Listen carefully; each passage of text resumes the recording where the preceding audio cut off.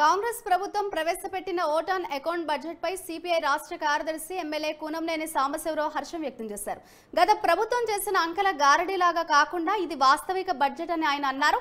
ప్రభుత్వ ఆధ్వర్యంలో మేడిగడ్డ ప్రాజెక్టు సందర్శనపై పార్టీలో నిర్ణయం తీసుకుంటామని అంటున్న కూనంనేని సాంబశివరావుతో మా ప్రతినిధి రాజు ఫేస్ టు ఫేస్. బడ్జెట్ పై మాట్లాడడానికి మనతో పాటు సిపిఐ రాష్ట్ర కార్యదర్శి ఎమ్మెల్యే కూనంనేని సాంబశివరావు ఉన్నారు. ఆయన అడిగి తెలుసుకుందాం అసలు బడ్జెట్ ఏ విధంగా ఉంది అనే విషయం. సార్, బడ్జెట్ ఏ విధంగా ఉంది సార్? ఈరోజు రాష్ట్ర ప్రభుత్వం ప్రవేశపెట్టిన బడ్జెట్ పై మీ కామెంట్.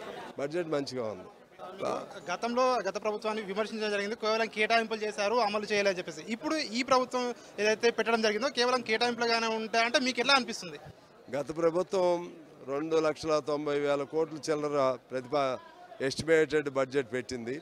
కానీ ఇప్పుడు రివైజ్డ్ బడ్జెట్లో చాలా తగ్గిపోయింది. 66,000 కోట్లు ఖర్చు చేయలేకపోయింది. అంటే చూపెట్టారు, హైప్ క్రియేట్ చేశారు తప్పితే ప్రాక్టికల్గా ఖర్చు చేయట్లేదు.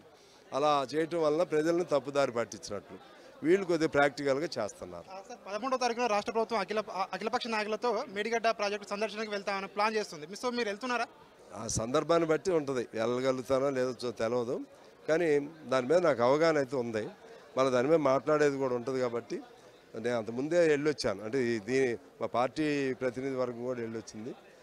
సమయం ఉంటే అర్థం, లేకపోతే వేరే పని ఉంటే. లాస్ట్ చెప్పండి సార్, ఈ కేఆర్ఎంబీ ఇష్యూ ఏంటి సార్? కేఆర్ఎంబీ ఇష్యూ పై రెండు పార్టీలు కూడా, కాంగ్రెస్ బీఆర్ఎస్ పార్టీ మధ్యలో మాటల యుద్ధం జరుగుతూ ఉంది. కేఆర్ఎంబీ పై మీ కేఆర్ఎంబీ అనేది ఇప్పుడు రేపు చర్చ జరుగుతుంది.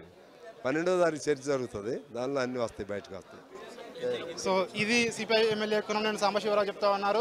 ఖచ్చితంగా ఈ బడ్జెట్ ఏదైతే ఉందో ఇది ప్రజలకు ఏదైతే ప్రజా బడ్జెట్ అంచనాలకు కూడా ఏదైతే పెట్టడం జరిగిందో ఇవన్నింటిని కూడా ప్రజల అంచనాలను, అదేవిధంగా గత ప్రభుత్వం చేసిన తప్పులను పరిగణలోకి తీసుకొని సరిదిద్దడానికి అన్ని రకాలుగా కసరత్తు చేసిన తర్వాతనే ఈ బడ్జెట్ పెట్టడం జరిగిందని చెప్పేసి కూడా ఎమ్మెల్యే కూనంనేని సాంబశివరావు చెప్తా ఉన్నారు. అదేవిధంగా 13వ తేదీన రాష్ట్ర ప్రభుత్వం కనుక ఆయన అఖిలపక్ష ఏదైతే నాయకులతో మేడిగడ్డ సందర్శనకు పిలిస్తే దానిపై కూడా తర్వాత ఆలోచిస్తా అని చెప్పేసి కూడా ఆయన చెప్తా ఉన్న పరిస్థితి కనిపిస్తూ ఉంది. కెమెరామెన్ నామన్తో రాజు, న్యూస్ 360 హైదరాబాద్.